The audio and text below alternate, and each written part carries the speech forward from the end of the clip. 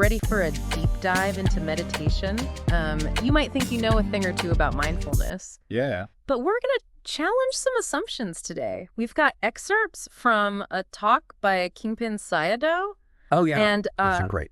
he's a respected Buddhist teacher, known for being pretty straight-talking. He is. No nonsense kind of guy. Yeah, he doesn't sugarcoat things. It's refreshing. Exactly. So these teachings, they were originally in Burmese, delivered at a meditation center in Myanmar back in 2015. Got it. And Sayadaw, he gets right to the heart of things. He does. Pointing out potential pitfalls that I think even seasoned meditators Absolutely. can stumble into. Yep, for sure. So we've got a transcribed talk ready to unpack it. Let's do it. And one of the first things Sayadaw tackles is this trend he calls meditation tourism. Meditation tourism. I love that. It's like people are hopping between all these different styles. Mahasi, Pa, Shui, Oomin. Almost like they're collecting experiences. Interesting. Rather than truly committing to a path. It is fascinating, isn't it? Yeah. I mean, there's definitely value in exploring different techniques. Right. But I think that warning resonates. Yeah. It's like always chasing the next big thing in meditation without really understanding the core principles. Yeah. You end up more confused than grounded. It makes me think about how in other areas of life, Oh, yeah. we can fall into that trap too, you know? Totally. Someone who jumps from job to job, always looking for the perfect fit, Right. never really investing the time to grow and master their craft. Absolutely. So Sayadaw, he emphasizes the importance of finding a practice that truly resonates with you and sticking with it. Yes. Which brings us to another point he raises. Okay. The misconception that meditation is solely about sitting still on a cushion. Okay. Yeah. He pushes back against teachers who focus only on that sitting meditation, reminding us that the Buddha, he advocated for continuous mindfulness. Right. Woven through every aspect of your day, you know. That's a big one. It's a really important distinction. Yes. It's not just about that formal practice on the cushion. Yeah. It's about cultivating that awareness in every single thing you do. And that's where the 4 foundations of mindfulness come in, right? They do. Can you break those down for us a little bit? Absolutely. The Buddha taught that mindfulness should be grounded in 4 key areas. Your body, your feelings, your mind, and the objects of your mind. I see. So these are the cornerstones of the practice. Okay. They're cultivated in sitting meditation, walking meditation, and just throughout your daily activities. It's not just about emptying your mind or achieving some blissful trance state. Right. It's about cultivating a mindful awareness of your body as you move, the emotions that arise, the thoughts that are flowing through your mind, even the things you're focusing your attention on, right? Exactly. Think about it this way. As you wash the dishes, you can bring awareness to the temperature of the water. Yeah. The feel of the soap, the movements of your hands while walking. Okay. You can notice the sensations of your feet on the ground. Yeah. The rhythm of your breath. Even during a meal. Right. You can savor each bite. Pay attention to the textures and flavors. Yeah. It's about turning the mundane into a practice ground for mindfulness. Yeah. You know? I've heard it said that mindfulness is like a muscle that gets stronger the more you use it. That's a great analogy. So even these small everyday moments become opportunities to train that muscle. They do? To develop that capacity for awareness. That's a great way to put it. And this is where Sayadaw's teachings take a really fascinating turn. He observed that even practitioners who are dedicated to incorporating mindfulness throughout their day, they can get stuck.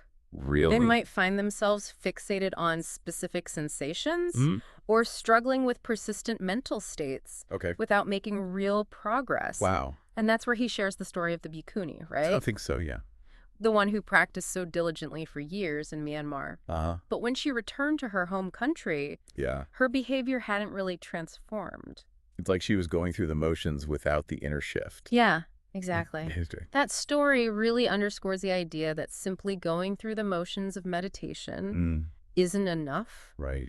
And Sayadaw warns that without proper guidance and understanding, we can get stuck for years. Wow. Even a lifetime. That's pretty sobering. In our practice. It is. So what does that mean for someone listening to this right now? Good question. How can we know if we're truly on the right track? That's a fantastic question. One of the things Sayadaw points to is the importance of recognizing whether your practice is genuinely leading to more freedom and peace of mind. Right. It's not about how long you can sit on a cushion or the intensity of your, meditative experiences.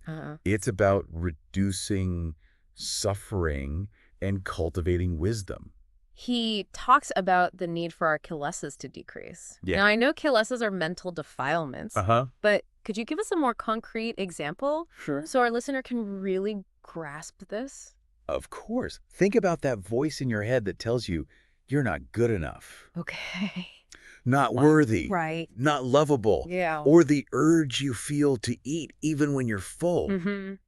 Or the anger that flares up when someone cuts you off in traffic. Right. Those are kilesas in action. Okay. They're mental habits and patterns that keep us stuck in these cycles of reactivity and unhappiness. So reducing our kilesas isn't about becoming emotionless robots. No, not at all. It's about weakening the grip of these unhelpful mental patterns so we can respond to life's challenges with more skill and wisdom, I guess. That's a great way to frame it. Yeah. And that's what true progress looks like. Okay. According to Sayadaw. This is starting to feel like uncharted territory for me, honestly. I'm eager to hear more about how we can actually assess whether our kilesas are decreasing and what practices can support that journey. Well, that's a perfect lead-in to Sayadaw's next point, which is all about the signs of true progress. Okay. It's not just about calm and concentration. It sounds like real progress in meditation isn't just about achieving that state of calm or being able to sit for hours on end. Yeah. So what does Sayadaw say are the true markers of transformation? He really emphasizes that the real measure of progress is recognizing in your own experience the three marks of existence. Attika, dukkha, and anatta, which translate to impermanence, unsatisfactoriness, and non-self. Okay. Those are some big concepts. Yeah, they are. Can you maybe unpack them for our listener in a way that feels a little less, philosophical? Of course. Of course. Yeah. Think of it like this. Anicca, impermanence, is about recognizing that everything is in constant flux. Your thoughts, emotions, sensations, they're all arising and passing away. Interesting. Like clouds moving across the sky. I like that. Nothing stays fixed or permanent. So rather than clinging to any particular state, whether it's pleasant or unpleasant, the practice is about recognizing that everything is temporary. Yeah. What about dukkha? Okay. That one always seems a bit heavy. Dukkha, often translated as suffering, is more about recognizing that there's a fundamental unsatisfactoriness to clinging to things that are inherently impermanent. When we grasp onto a thought, an emotion, or even a sense of self, we kind of set ourselves up for disappointment. Right. Because these things are constantly changing. It's like trying to hold on to a handful of sand. It is, yeah. The tighter you grip, the more it slips away. Precisely. And that brings us to anatta, the idea of non-self. Right. This is about recognizing that there's no fixed, unchanging essence. Or I at the center of our experience. What we call self is just this collection of constantly changing physical, mental, and emotional processes. It is. So instead of identifying with the thoughts and emotions that arise, we start to see them as simply passing phenomena. They are. And when you can really see this in your own experience, it can be incredibly liberating. It is. You're no longer so caught up in the drama of your own mind. You have more space to choose how you respond. Exactly. Challenges. That's what Sayadaw was getting at when he talked about the yogi. Right. Who claimed to have achieved the status of a non-returner. An anagami. Someone who's supposedly broken free from the cycle of rebirth. Wow. But then he was completely thrown off by the sound of a clock ticking in the meditation hall. It's a great story because it challenges this idea that spiritual progress is about achieving some superhuman state of perfection. It does. It does. Even advanced practitioners experience moments of reactivity. Absolutely. We all do. What matters is how we relate to those moments. That's the key. So true progress isn't about eliminating all challenges or becoming immune to difficult emotions. It's about meeting those challenges with greater wisdom and equanimity. That's right. Yeah. And Sayadaw reminds us that clinging to spiritual labels or attainments can actually be a major obstacle. It can, for sure. It can feed our ego. It does. And create a sense of separation from others. The antidote to that is humility, recognizing that we're all on this path of growth and learning. We are. I think that's really important to remember, especially in the world of meditation, where it can be so easy to get caught up in comparing ourselves to others or striving for some idealized state of enlightenment. It's easy to get caught in that trap. This brings us to Sayadaw's teachings on observation and letting go. Okay. How does he suggest we cultivate this in our daily lives? Sayadaw's approach is beautifully simple, yet profound. Right. He encourages us to observe the mind's constant changes rather than fighting or resisting them. Okay. And he uses a powerful analogy to illustrate this. Okay. The mind as a flowing river. I like that. It appears continuous, but in reality, it's a series of fleeting moments. Okay. Each thought and emotion arising and passing away like ripples on the surface of the water. I can see how that image would be helpful. Yeah. Instead of getting caught up in the story our minds are weaving, we can simply notice the thoughts and emotions as they arise. That's it. Without judgment or resistance. Right. It's about developing a kind of mindful awareness that allows us to witness the flow of experience without getting swept away by it. This is where I personally struggle. Oh, yeah. It's one thing to understand the concept intellectually, but it's another to actually apply it. Yeah. When I'm caught in a loop of worry or self-criticism, what are some tangible steps we can take to cultivate this kind of observation? Start with bringing your attention to your breath. Okay. Notice the natural rhythm of your inhale and exhale. As you do this, thoughts and emotions will inevitably arise. Yeah. Don't try to push them away or suppress them. Simply notice them, acknowledge their presence, and gently return your attention to your breath. So it's about developing a more spacious awareness. Exactly. Almost like creating a gap between ourselves than the thoughts and emotions. And with practice, that gap becomes wider. Wow. You start to see that you're not your thoughts. You're not your emotions. You're the awareness that's witnessing them. This reminds me of something you said earlier about the 4 foundations of mindfulness. Oh, yeah. Could we maybe connect this practice of observation and letting go back to those foundations? Absolutely. Observing your breath is a way of cultivating mindfulness of the body. Noticing your thoughts and emotions is mindfulness of the mind. Feeling the sensations of your body and the qualities of your emotions is mindfulness of feelings. Okay. And recognizing the impermanent nature of these phenomena, how they arise and pass away, is mindfulness of mental objects. Wow, that's really helpful. It is, isn't it? It's like all these different aspects of mindfulness are woven together, supporting each other. They are. They are. It's a beautiful tapestry, isn't it? It is. And as we practice, the threads become stronger, the patterns more intricate, and the tapestry itself more resilient. This is so inspiring, but I imagine some listeners might be wondering how they can find the right practice, the right teacher to support them on this journey. It's a common question. And Sayadaw offers some pretty practical guidance on that, right? He does. He does. He shares the Buddha's advice from the Vanapatha Sutta, which outlines some key things to consider when choosing where and with whom to practice. It's incredibly relevant, even for those of us who aren't on a formal retreat. This is something I think we can all benefit from, regardless of our level of experience with meditation. Absolutely. I'm eager to dive into those specific guidelines. Welcome back. Before the break, we were talking about some very practical advice from the Buddha himself on how to choose the right meditation teacher in practice. It's from the Vanapatha Sutta. And I'm really curious to hear what those guidelines are. It's actually quite a straightforward framework. Even though it comes from an ancient text. The Buddha presents these 4 scenarios that you might encounter in your practice. And they offer a lot of wisdom for navigating not just meditation, but really any path of learning and growth in life. I'm all ears. Let's break down those 4 scenarios. What's the first one?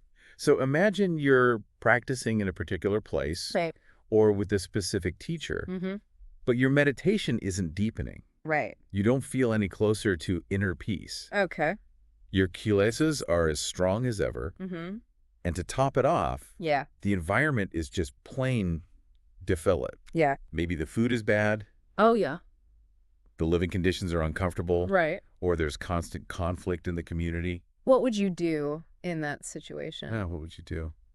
Honestly, if I were in that scenario, it sounds pretty miserable. Yeah. I'd probably start looking for a new teacher. Right. Or a different place to practice. That's exactly what the Buddha recommends. Right. He says quite simply to leave. Mm-hmm.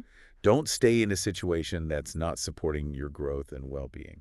Makes sense. No sense in forcing it if it's not working, right? Exactly. What about the second scenario? The second scenario is similar. Okay. In that your meditation isn't improving. Right. But in this case, the external conditions are actually quite pleasant. Interesting. The food is delicious. Okay. The accommodations are comfortable. You enjoy the company of your fellow practitioners. Right. Everything seems lovely on the surface. Yeah. But your practice is stagnating. Okay. You're not experiencing deeper peace. And those kilesas haven't budged.